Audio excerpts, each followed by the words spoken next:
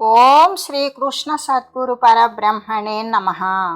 ఓం సచ్చిదానంద రూపాయ కృష్ణాయ క్లిష్టహారిణే నమో వేదాంత వేద్యాయ గురవే బుద్ధి సాక్షిణే. ఓం సశంఖచక్రం సకిరీట కుండలం సపీతవస్త్రం సరసీరుహేక్షణం సహార వక్షస్థల కౌస్తుభశ్రియం నమామి విష్ణుం శిరసా చతుర్భుజం. ఇలా హరిని గురుని కూడా నమస్కరించి సుఖమహర్షి పరీక్షిత్తుతో ఇలా అన్నాడు: ఓ రాజా, ఆత్మీయతతో నీవు నన్ను అడిగిన విషయం పూర్వం బ్రహ్మదేవుడు మాధవుని నుండే విన్నాడు. ఆ తర్వాత నారదునికి కూడా అలాగే చెప్పాడు. ఆ తర్వాత నారదుడు నాకు తెలియజేశాడు. ఇది చక్కగా వినదగినటువంటిది, ఆశ్చర్యకరమైనది. సందేహాలు విడిచి నీవు శ్రద్ధగా ఆలకించు అని చెప్తూ నారదుడు బ్రహ్మతో ఇలా అంటున్నాడు. ఏమని? ఓ తండ్రి, నీవు చతుర్ముఖుడవు, దేవతలలో కంటే అందరికంటే మొదటివాడవు, పెద్దవాడవు, లోకాలకు సృష్టికర్తవు. వేదాలన్నీ నీ ముఖంలోనే శోభిస్తాయి. శబ్దార్థాలతో, శబ్దము దాని యొక్క అర్థంతో కూడి అంతా నీ వశము, నీ అధీనంలోనే ఉంటుంది కదా. పైగా సరస్వతీదేవిని ఇల్లాలే కదా. తండ్రి, నా సందేహం తీర్చండి అని నారదుడు ప్రారంభాది వివేకమెవ్వడో సంఘుం ప్రారంభ సంపత్తికాధారం బెయ్యది ఏమి హేతువు యదర్థంబే స్వరూపంబు సంసారానుక్రమమూర్ణనాభిపగిదిన్ సాగించే దొక్కప్పుడుం భారం వెన్నడు లేదు నీ మనువు దుష్ప్రాపంభువాణీశ్వరా. నీ యొక్క సృష్టి కార్యానికి ప్రారంభ విజ్ఞానం నీకు ఎవరిచ్చారు? ఎవరు ఇస్తారు? దానికి ఆధారం ఏమిటి? కారణం ఎవరు? కారణం ఏమిటి? అలా అసలు సృష్టి ఎందుకు జరిగింది? దాని యొక్క స్వరూపం ఏమిటి? ఈ సంసార క్రమం అంతా కూడా సాలెపురుగులాగా అల్లుతూ ఉన్నావు, కానీ ఎన్నడూ నీవు శ్రమ పడుతున్నట్లేమీ కనిపించడం లేదు. ఓ సరస్వతీనాథ, నీ జీవనం ఎవరికీ తేలికగా లభించదు కదా. నాకుం చూడగ నీవు రాజువనుచున్నాడన్ యథార్థ స్థితిని నీ కంటెన్ ఘనుడొక్క రాజు గలడో నీవంతకున్ రాజువో నీకే లాభము రాధలంచి జగముల్ నిర్మించెది చేతనా నీ కంబెందు జనించునుండు నడగున్ని కంబు భాషింపుమా. నీవే రాజువి అని నాకు అనిపిస్తుంది. నిజానికి నీకంటే అధికుడైన రాజు ఉన్నాడా? లేక నీవే అంతటికీ రాజువా? ఏ లాభం కోసం లోకాలన్నీ ఇలా సృష్టిస్తూ ఉన్నావు? ఈ ప్రాణి సముదాయం ఎక్కడి నుండి పుడుతుంది? ఎక్కడ ఉంటుంది? ఎక్కడ నశిస్తుంది?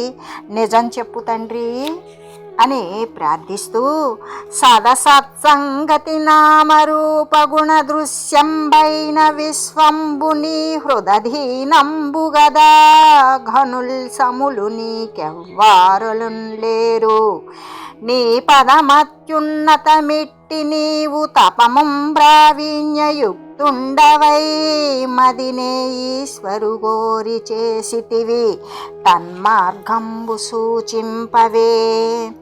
సత్తు అసత్తుల యొక్క కలయికతో నామము, రూపము, గుణాలతో కనిపించే ఈ ప్రపంచం నీ మనసుకు పూర్తిగా లోబడినదే కదా. నీకంటే అధికులు, నీతో సమానమైన వారు ఎవ్వరూ లేరు. నీ స్థానం చాలా ఉత్తమమైనది. నీవు ఎవరిని గూర్చి నేర్పుగా తపస్సు చేస్తూ ఉంటావు? ఆ మార్గమేదో చూపించండి.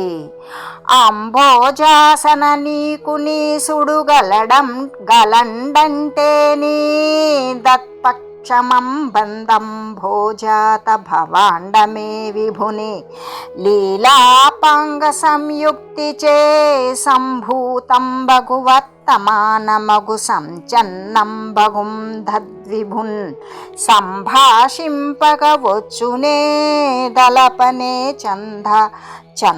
దలపనే చందంబువాఢాకృతిన్. ఓ పద్మాసన, నీకు కూడా ఒక రాజు ఉన్నాడా? నీకు కూడా ఒక అధికారి ఉన్నాడా?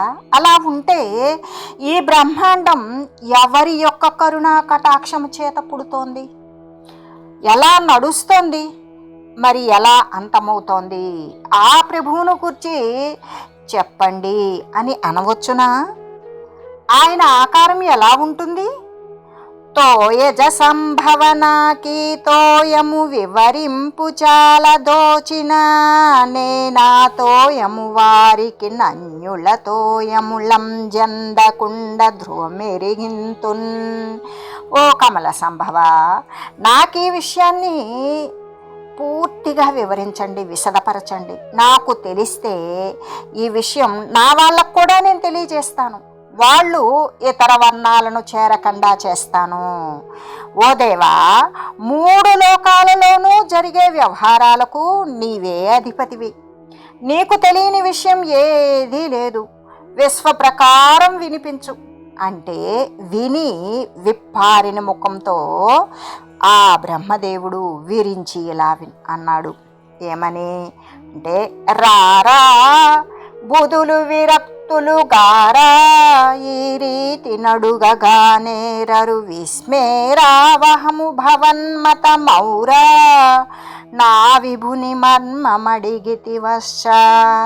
ఓ కుమారా, వత్స, ఎంతో మంది పండితులు ఉన్నారు, విరక్తులైన వారు ఉన్నారు, కానీ ఇలా ఎవ్వరూ అడగలేరు. నీ పద్ధతి చాలా ఆశ్చర్యంగా ఉంది.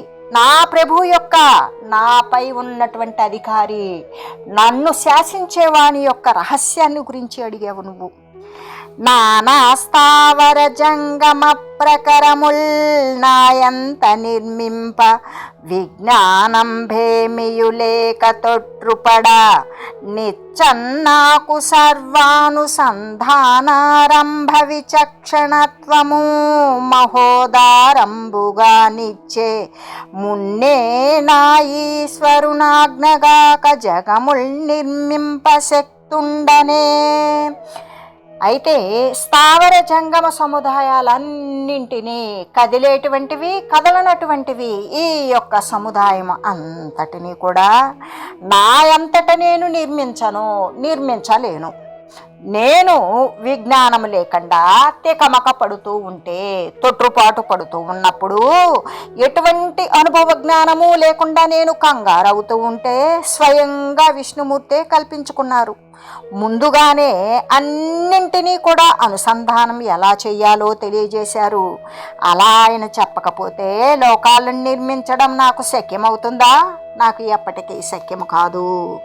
అనఘ విశ్వము నెల్ల దీప్తముగా చేయన్ నేన సమర్థుండనే ఇన చంద్రానల తారక గ్రహగణం బేరీతి ఆ రీతి నవ్వనిన్ దీప్తిం ప్రతిదీప్తమయ్యే భువన వ్రాతంబుదీప్తి చే నను దీప్తం బగునట్టి ఈశ్వరునికే నశ్రాంతమున్ మృక్కెదన్. ఓ పాపరహితుడమైన నారదా, అనగా విశ్వమంతా ప్రకాశింపజేయటానికి నేను సమర్థుడిని కాను. సూర్యుడు, చంద్రుడు, అగ్ని, నక్షత్రాలు, గ్రహాలలాగా ఈ లోకాలన్నీ కూడా ఆ పరమేశ్వరుని యొక్క కాంతి చేతనే ప్రకాశిస్తూ ఉన్నాయి. ఆ ఈశ్వరునకు నేను సదా సర్వకాల సర్వావస్థల యందు కూడా నేను నమస్కరిస్తాను. వినుమీశ్వరు దృష్టి మార్గమున నావేశింప శంకించి సిగ్గున సంకోచమునందు మాయవలనం గుంటి భవత్ ప్రజ్ఞ చేనను లోకేశ్వరుడంచు మ్రొక్కుమతిహీన వ్రాతముం జూచి నేనని శంభును నగి ధిక్కరింతు హరిమాయా కృత్యమంచున్ సుతా. ఓ నారదా, వినుమయ్యా, ఈ ఈశ్వరుని యొక్క దృష్టి మార్గంలో ప్రవేశించడానికి మాయా శంకించి సందేహపడుతుంది, సిగ్గుతో సంకోచిస్తుంది. ఈ మాయా ప్రజ్ఞ కూడా తగ్గిపోగా తెలివి తక్కువ వాళ్ళు నన్నే లోకేశ్వరుడు అని నాకు మ్రొక్కుతారు. వారిని చూసి నేను ఇదంతా విష్ణుమాయ హరిమాయ అని నేను నవ్వుకుంటూ ఉంటాను. అంతేకాదు ఇంకా శరీర నిర్మాణానికి మూలద్రవ్యాలైన పృథివీ మొదలైన పంచభూతాలు, ఏ విధంగా పృథివీ, జలము, అగ్ని, వాయువు, ఆకాశము అనేటువంటి పంచభూతాలు జన్మకు కారణాలైన కర్మలు, కర్మ ప్రవృత్తికి కారణమైన కాలము, కాలము యొక్క మార్పులకు కారణమైన స్వభావము, భోక్త అయిన జీవుడు కూడా సర్వము వాసుదేవ స్వరూపాలే. అతని కంటే ఇతరమైనది మరొకటి లేనే లేదు. సర్వము వాసుదేవమయం, అతని కంటే అన్యమైనది లేదు. ఈ లోకాలన్నీ నారాయణుడే నియమిస్తాడు. దేవతలంతా కూడా నారాయణుని యొక్క శరీరము నుండి పుట్టిన వారే. వేదాలు, యాగాలు, తపస్సులు, ప్రాణాయామాది మొదలైనటువంటి యోగాలు, విజ్ఞానము అంతా నారాయణునికి పరములే, ఆయనకి అధీనాలే. జ్ఞానఫలం కూడా నారాయణుని యొక్క అధీనమే. నిర్వికారుడు, సర్వాంతర్యామి, సర్వదర్శనుడు అయిన భగవంతుని కటాక్షంతోనే నేను పుట్టాను. ఆయన యొక్క ప్రేరణ పొంది విశ్వమంతా సృష్టిస్తున్నాను. గుణరహితుడైన ఈశ్వరుని నుండి సత్వగుణము, రజోగుణము, తమోగుణము కూడా పుట్టాయి. అవి సృష్టి స్థితి లయాల క్రియలకు ద్రవ్యాలైనటువంటి పృథివ్యాది పంచభూతాలను, జ్ఞానరూపాలైన బ్రహ్మాది దేవతలను, క్రియారూపాలైన ఇంద్రియాలను ఆశ్రయిస్తూ ఉన్నాయి. జీవుడు ఎల్లప్పుడూ కూడా విరక్తుడే అయినా కూడా మాయతో కూడి ఉండడం వల్ల ఆ త్రిగుణాలు వానిని బంధించి వేస్తున్నాయి. జీవుని కప్పివేసే ఉపాధులైన ఈ 3 గుణాలను కూడా కల్పించి ఈశ్వరుడు ఇతరులకు కనబడకుండా తనకు మాత్రమే గోచరించే తత్వంలో వినోదిస్తూ ఉంటాడు అనే బ్రహ్మదేవుడు నారదునికి తెలియజేస్తూ, ఆ ఈశుడనంతుడు హరినాయకుడి భువనముళ్ళకున్నాకున్ని కున్మాయకు ప్రాణివ్రాతము కీయడలం లేద ఈశ్వరేతరము సుత. ఓ కుమారా నారద, ఆ పరమేశ్వరుడు అనంతుడు. ఆ శ్రీహరి ఈ లోకాలకు, నాకు, నీకు, మాయకు, ప్రాణి యొక్క సముదాయానికి అన్నింటికీ కూడా ఆయనే నాయకుడు. ఆయన కంటే ఇతరమైనది ఏమైనా ఉన్నదా? ఏమీ లేదు. అంతేకాదు, ఇంకా విను. ఆ మాయావిభుడైనటువంటి ఈశ్వరుడు తన మాయ చేత, దైవయోగం చేత కలిగిన కాలము, జీవము, అదృష్ట స్వభావాలను వివిధాలుగా చేయడానికి నిశ్చయించాడు. ఈశ్వరాధిష్ఠితమైన మహత్తత్వం వల్ల కలిగే కాలం చేత గుణ వ్యతిరేకము, స్వభావం చేత పరిణామము, జీవుని అదృష్ట రూపమైన కర్మము చేత జన్మము కలిగాయి. మరి రజస్సు, సత్వము గుణాల యొక్క రెంటి యొక్క గుణాల చేత పెరిగిన మహత్తత్వం ఏదైతే ఉంటుందో దానివల్ల తమస్సే ప్రధానమై దివ్య జ్ఞాన క్రియాత్మకమైన అహంకారం కలిగింది. అది రూపాంతరాలు పొందుతూ ఉంటుంది. పొందుతూ ద్రవ్యశక్తి అయిన రాజసము, క్రియాశక్తి అయిన తామసము, జ్ఞానశక్తి అయిన సాత్వికము అని 3 విధాలుగా మారింది. అందులో మరి భూతాది అయిన తామసాహంకారం వల్ల ఆకాశం కలిగింది. ఆకాశానికి సూక్ష్మరూపము, దృశ్యానికి బోధకము అయిన శబ్దం గుణం. ఆకాశము నుండి వాయువు పుట్టింది. వాయువుకు శబ్ద స్పర్శాలు 2 కూడా గుణాలే. అది దేహంలో ఉండడం వల్ల ప్రాణరూపంలో ఇంద్రియాలలో స్ఫూర్తి, శరీరానికి జీవించే శక్తి, ఓజస్సు, బలాలకు కారణంగా ఉంటుంది. రూపము, స్పర్శము, శబ్దము 3 గుణాలతో వాయువు నుండి అగ్ని పుట్టింది. అగ్ని నుండి నీరు పుట్టింది. నీటికి రసము, రూపము, స్పర్శ, శబ్దము అనే 4 గుణాలు. ఈ జలము నుండి గంధ, రస, రూప, స్పర్శ, శబ్ద అనే 5 గుణాలు కలిగినటువంటి పృథ్వీ పుట్టింది. అయితే వికారముతో కూడినటువంటి సాత్విక అహంకారం వల్ల చంద్రదేవతాకమైనటువంటి మనస్సు కలిగింది. ఇంకా దిక్కులు వాయువు, అర్కుడు అంటే సూర్యుడు, వరుణుడు, అశ్విని దేవతలు, అగ్ని, ఇంద్రుడు, ఉపేంద్రుడు, మిత్రుడు, ప్రజాపతి అనే దశదేవతలు కూడా కలిగారు. అంటే 10 మంది దేవతలు కలిగారు. ఎవరెవరు అన్నప్పుడు మనం మళ్ళీ చెప్పుకుందాం. దిక్కులు వాయువు, అర్కుడు అంటే సూర్యుడు, ప్రచేతసుడు అంటే వరుణుడు, అశ్విని దేవతలు, అగ్ని, ఇంద్రుడు, ఉపేంద్రుడు, మిత్రుడు, ప్రజాపతి అనేటువంటి 10 మంది దేవతలు కలిగారు. మరి తైజసమైనటువంటి రాజసహకారం వల్ల దిక్కు దైవతమైనటువంటి శ్రవణేంద్రియము, వాయుదైవతమైనటువంటి త్వగేంద్రియము, సూర్యదైవతమైనటువంటి నేత్రేంద్రియము, ప్రచోత దైవతమైన రసనేంద్రియము, అశ్వదైవతమైనటువంటి ఘ్రాణేంద్రియము. ఈ జ్ఞానేంద్రియాలు 5 కూడా ఏది? శ్రోత్రము, త్వక్కు, చక్షువు, జిహ్వ, ఘ్రాణము అనేటువంటివి తయారైనవి. అయితే ఈ వహ్ని దైవతమైనటువంటి నయనేంద్రియము, ఇంద్రదైవతమైనటువంటి హస్తేంద్రియము, ఉపేంద్ర దైవతమైన పాదేంద్రియము, మిత్రదైవతమైనటువంటి గుదేంద్రియము, ప్రజాపతి దైవతమైనటువంటి గుహ్యేంద్రియము అనే ఈ 10 ఇంద్రియాలు కూడా అంటే జ్ఞానేంద్రియాలు 5, మరి కర్మేంద్రియాలు 5. అవేంటి? వాక్కు, పాణి, పాద, గుహ్య, పాయువులు. ఈ 10 ఇంద్రియాలు కూడా జ్ఞానాన్ని కలిగించే అంతఃకరణములో ఒక భాగమైన బుద్ధి, క్రియాజనకమైన అంతఃకరణమైన ప్రాణము కలిగినాయి అన్నమాట. ఇట్టి శ్రోత్రాదులైనటువంటి ఈ 10 ఇంద్రియాలతో కూడిన భూతేంద్రియ మనోగుణాలు వేరు వేరుగా బ్రహ్మాండ నిర్మాణంలో, బ్రహ్మాండ శరీర నిర్మాణంలో మరి అసమర్థాలైనప్పుడు, ఒకవేళ అది సమర్థవంతముగా కానప్పుడు, గృహ నిర్మాణానికి ఎన్నో పదార్థాలు సంపాదిస్తే కానీ చాలనట్లుగానే ఈ భూత ఇంద్రియ మనోగుణాల వలన గృహం వల్లేనే భగవచ్చక్తి ప్రేరితాలైనటువంటి ఏకీభవించిన సమిష్టి వేష్టి రూపకత్వం అంగీకరించి చేతనమైన అచేతనాత్మకమైనటువంటి బ్రహ్మాండం అనేటువంటిది కల్పించబడింది. ఆ అండం 1,000,000 సంవత్సరాలు నీళ్ళల్లోనే ఉంది. అప్పుడు కాలము, కర్మము, స్వభావాలకి చిక్కుకోక అంతటినీ కూడా జీవయుక్తం చేయాలని ఈశ్వరుడు సంకల్పించుకొని ఆ అచేతనమైన అండాన్ని సచేతనంగా చేశాడు.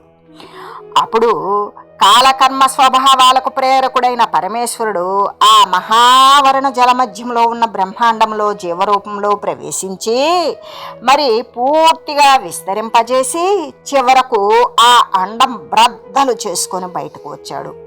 అది ఎలా జరిగిందంటే, భువనాత్మకుడా ఈశుడు భవనాకృతి తోడనుండు బ్రహ్మాండంబున్ వివరముతో 14 వివరంబులుగాను నచ్చే విశదంబులుగన్. ఈ ప్రపంచ స్వరూపుడైన భగవంతుడు భవనం వలె ఉన్నటువంటి బ్రహ్మాండాన్ని విచ్చలవిడిగా కాదు, విడివిడిగా 14 భువనాలుగా చేశాడు. ఏది? ఏకాత్మకమైనటువంటి ఏ భవనం బ్రహ్మాండం ఒక్కటిగా ఉన్నదో దానిని 14 భువనాలుగా విడివిడిగా మార్చాడు. బహుపాదోరు భుజాననే క్షణశరః పాల శ్రవోయుక్తుడై విహరించున్ బహుదేహి దేహగతుడై విద్వాంసులు హించి తద్బహురూపావయవంబులన్ భువన సంపత్తిన్ విచారింతురా మహనీయాద్భుతమూర్తి యోగి జన హృన్మాఢ్యుండు మేధానిధి. ఓ మేధావి, ఆ ఈశుడు ఎన్నో పాదాలు, తొడలు, భుజాలు, ముఖాలు, కనులు, శిరస్సులు, నుదుళ్ళు, చెవులతో కూడిన ఎన్నో ప్రాణుల్లో శరీరాలలో ఉండి విహరిస్తూ ఉన్నాడు. పండితులు ఆ భగవంతుని అనేక అవయవాలలో లోకాలను ఊహించుకుంటూ ఉంటారు. అద్భుతమైన ఆ మహనీయుడు యోగుల యొక్క హృదయాల్లో పూజింపదగి ఉన్నాడు అని తెలియజేస్తూ ఈ 14 లోకాలలో కూడా పైనున్న 7 లోకాలు శ్రీ మహావిష్ణువుకి నడుము నుండి ఉద్వదేహమని, ఈ క్రింది 7 లోకాలు కూడా మరి శరీరం క్రింది భాగం అధశరీరం అని చెబుతారు. ప్రపంచం భగవంతుని యొక్క శరీరం. ఆయన ముఖం నుండి బ్రహ్మకులము, బాహువుల నుండి క్షత్రియ కులము, తొడల నుండి వైశ్య కులము, పాదాల నుండి శూద్ర కులము పుట్టాయని చెప్తారు. అయితే భూలోకం కటి ప్రదేశం, నాభి భువర్లోకం, హృదయం సువర్లోకం, వక్షం మహర్లోకం, జనలోకం కంఠం, తపోలోకం స్తనద్వయం, సనాతనము బ్రహ్మనివాసము అయిన సత్యలోకం శిరస్సు, జగనం అతలం, తొడలు వితలం, మోకాళ్ళు సుతలం, పిక్కలు తలాతలం, చీలమండలు మహాతలం, కాలివ్రేళ్ళు రసాతలం, అరికాళ్ళు పాతాళం. అందుకే ఆయనను లోకమయుడు అంటారు. కానీ కొందరు ఆయన యొక్క పాదాల నుండి భూలోకము, బొడ్డు నుండి భువర్లోకము, శిరస్సు నుండి స్వర్లోకము పుట్టాయని చెబుతారు. పురుషోత్తముని ముఖము నుండి సర్వ ప్రాణుల యొక్క వాక్కులకు అధిష్టానములైన అగ్ని పుట్టాయి. చర్మం, రక్తం, మాంసం, మేధస్సు, ఎముకలు, మజ్జ, శుక్లములు అనే సప్తధాతువులు అంటారు. మరో పక్షంలో రోమాలు, చర్మం, మాంసం, ఎముకలు, స్నాయువులు, మజ్జ, ప్రాణాలను 7 ధాతువులు అంటారు. వాటిలో రోమాలు ఉష్ణిక్ ఛందస్సు అనే, త్వక్ధాత్రి ఛందం అనే, మాంసం త్రిష్టుప్ ఛందం అనే, స్నాయువు అనుష్టుప్ ఛందం అనే, అస్థి జగతి ఛందం అనే, మజ్జ పంక్తి ఛందస్ అని, ప్రాణం బృహతి ఛందం అని అంటూ ఉంటారు. అయితే దేవతలకు అర్పించే పూరోడాశ రూపమైనటువంటి హవ్యానికి, పితృదేవతలకు ఇచ్చే చరు రూపమైనటువంటి కవ్యానికి, అమృతానికి, తీపి మొదలైన 6 రసాలకు, రసనేంద్రియానికి, రసానికి అధీశ్వరుడైన వరుణునికి విష్ణుమూర్తి రసనేంద్రియమే జన్మస్థానము. అన్ని ప్రాణాదులకు, వాయువుకు విష్ణుమూర్తి నాసికారంధ్రం నివాసం. దగ్గరకు దూరానికి వ్యాపించే వాసనలకు, ఔషధులకు, అశ్విని దేవతలకు ఆ భగవంతుని ఘ్రాణేంద్రియమే, ఆ నాసికారంధ్రమే నివాసస్థానం. ప్రశస్తాలైన వస్తువులకు, సౌందర్యాలకు పరమపురుషుని శరీరమే స్థానం. స్పర్శకు, గాలికి, నిగనిగలకు ఆ దివ్య శరీరుని దేహేంద్రియ గృహం. ఆ యాగ పశువును బంధించే స్తంభాది యజ్ఞ పరికరాలైన చెట్ల నీడలు, చెట్ల పొదలు, తీగలు మొదలైన వానికి పురుషోత్తముని రోమాలు స్థానాలు. రాళ్ళు, లోహాలు ఆ విశ్వమయునికి గోళ్ళు, మొబ్బులు సరోజాక్షుని తల వెంట్రుకలు, మెరుపులు సర్వేశ్వరుని మీసాలు. భూలోక భువర్లోక సువర్లోకాలను కాపాడే లోకపాలకుల పరాక్రమాలకు, భూమ్యాది లోకాల క్షేమానికి, శరణానికి నారాయణుని పరాక్రమం స్థానం. కోరికలన్నింటికీ, వరాలకు ఆ పవిత్ర పాదుని యొక్క పాదాలే నిలయాలు. జలాలు, శుక్లము, పర్జన్యుడు, ప్రజాపతి, సృష్టి వీటన్నింటికీ కూడా సర్వేశ్వరుని యొక్క పురుషాంగం స్థానం. సంతతికి, కామాది పురుషార్థాలకు, చిత్తానికి సుఖం కలిగించే ఆనందాలకు, శరీర సౌఖ్యానికి అచ్యుతుని యొక్క గుహ్యేంద్రియమే స్థానం. యమునికి, మిత్రునికి, మల విసర్జనానికి ఆయన గుదేంద్రియ స్థానం. హింసకు, నిర్వృతికి, మృత్యువుకు, నరకానికి ఆ నిఖిల రూపిణి యొక్క గుదం స్థానం. అవమానానికి, అధర్మానికి, అవిద్యకు, చీకటకు అనంతుని యొక్క పృష్ఠం స్థానం. నదీ సమూహాలకు ఈశ్వరుని నాడీ సంఘం జన్మస్థానం. కొండలకు అధోక్షజుని ఎముకలే జన్మస్థానాలు. ప్రధానానికి అన్నరసానికి, సముద్రాలకు, భూతాల లయానికి ఆ బ్రహ్మాండ గర్భుని ఉదరమే నివాసం.